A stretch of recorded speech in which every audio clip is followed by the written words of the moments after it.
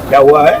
Cease fire जो हुआ है, देखिए जिस तरह नापाक हरकत पाकिस्तान के अंदर से जो आतंकवादी लोगों ने किया और हमारे जो बड़ी संख्या में लोगों को शहीद कर दिया, उससे पूरे भारत के 140 करोड़ लोग आहत थे, आक्रोशित थे।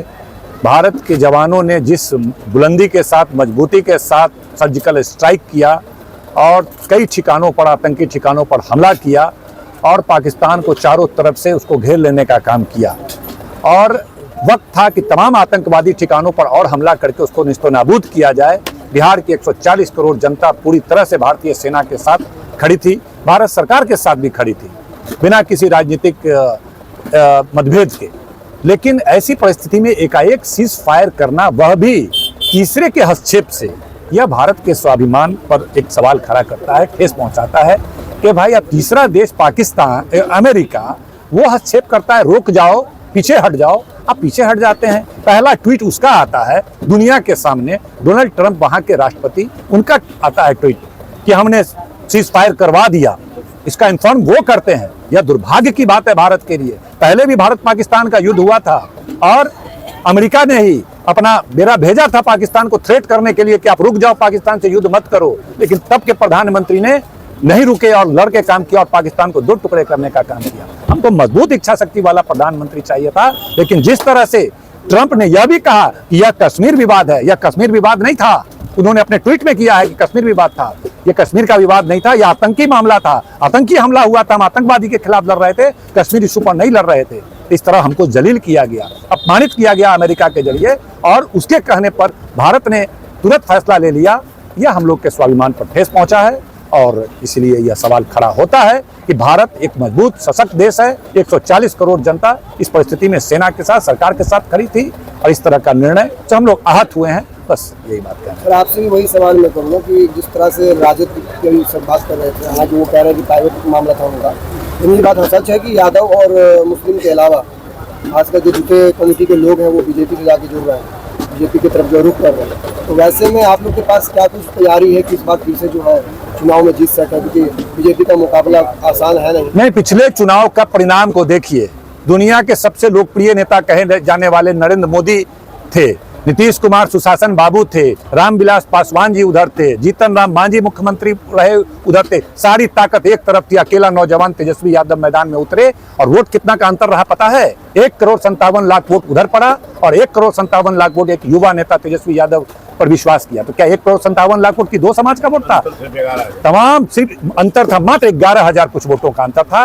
प्रतिशत में भी आप नहीं कह सकते कि 1%, 0 पॉइंट कुछ प्रतिशत का अंतर था। एक नौजवान और इतनी बड़ी बड़ी शक्ति से वो लड़ने का काम किए।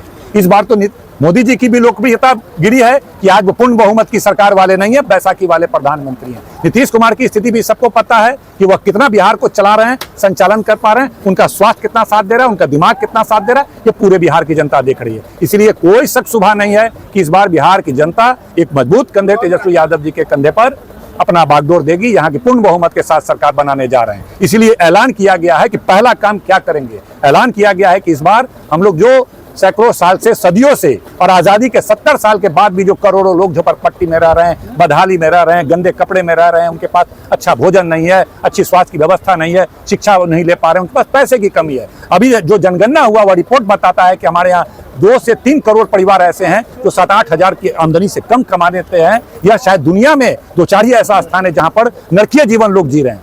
इसीलिए हमारी पार्टी ने ऐलान किया है, हमारी सरकार बनेगी तो आर्थिक न्याय करेंगे। खजाने का आधा पैसा केवल गरीबी दूर करने के लिए हर परिवार को 5 से 10 हजार रुपया हर परिवार को सहयोग करेंगे, ताकि आने वाले 10-5 सालों में उनके घर में खुशहाली आ सके, तरक्की आ सके। तभी जब इनके घर में खुशहाली तरक्की आएगी, तभी बिहार विकसित करेगा, तभी देश विकसित करेगा। इसी योजना के तहत ये तमाम योजनाओं की घोषणा की गई है। Sir, colonel